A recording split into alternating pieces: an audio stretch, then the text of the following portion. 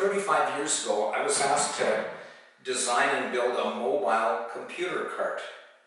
The computers were bigger back then. The computer used to sit here, the keyboard was there, the monitor was up here, and there's a little extra workspace right there. But before I could build it, I had to design it. I had to put the plans on paper. And so that's what this course is about. In Design 1010, we're going to learn how to put your ideas on paper. Well, the first thing that I did is make a rough sketch. I just quickly sketched out what I thought it would look like. I started thinking about how high the work surface would be above the floor, how big the compartment needed to be for the computer, and so on. So after I'd made a rough sketch, the next thing I had to do is make an orthographic drawing. The drawing that I'm showing you here is called an orthographic drawing. It's a top view, a front view, and an end view of our computer stand. You won't be making things this complicated, but just bear with me for a minute. I want to show you what I mean by a dimension line, an extension line, and I should explain what these dotted lines represent. If you look down on top of the computer stand, you can't see all the pieces of wood that are underneath. So dotted lines represent hidden lines. Now we want to show the sizes, the lengths, the heights, and so on. So between the top view and the front view is a dimension line. I can see that it's 49 inches from that end to that end. This little line, it's not part of the drawing, it's not part of the computer stand, it's an extension. And then the ends of our dimension line are on that extension line. We can see that the top is going to be 21 inches wide from that extension line to that extension line. Notice the extension line doesn't touch the drawing. So remember that word, orthographic. Drawings would show a top, a front, and an end view. And it doesn't matter if you're making your first simple little project, maybe a pencil box. We show a top view, a front view, and an end view. Or if you're making a whole house, they show a top view, that's the floor plan.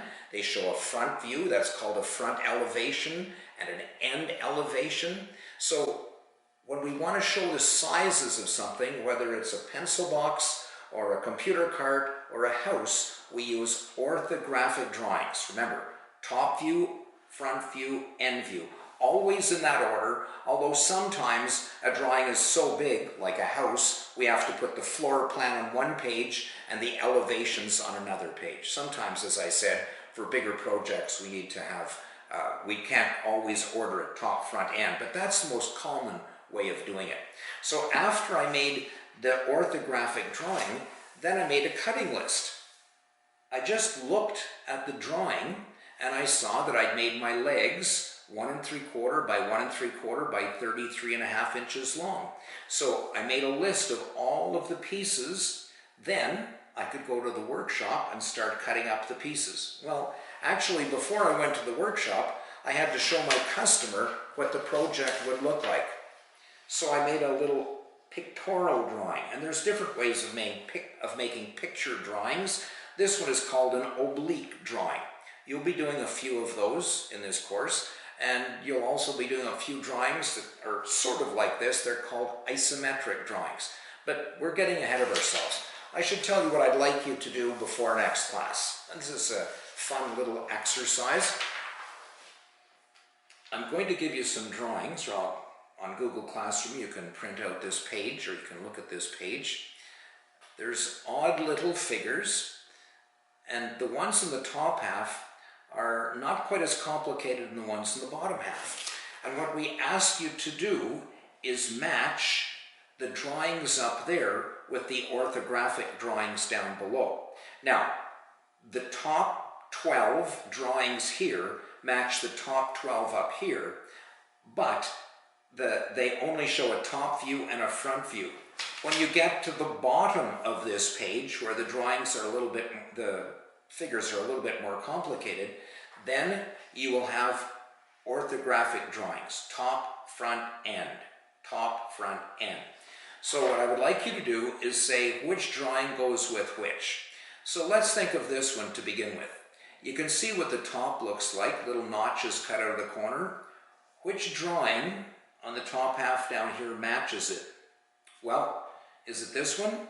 No, because the corners stick out rather than are cut out. Which one could, oh, here's one. See how the corners are cut out there in the top view? And if you look at it from the front, there's two lines. So yes, A is number 10. And now you go on to number 2. Which drawing, I'm sorry, you go on to part B, and you say, well, which drawing down here matches, oh, I think the first one we looked at. See how this sticks out here? These stick out there. If you look at the front, you'd see the line. Oh yeah, so B is 4. So I'd like you to go through all 24 and match them, and then you can submit it on Google Classroom. That's a pretty easy exercise to begin with, isn't it?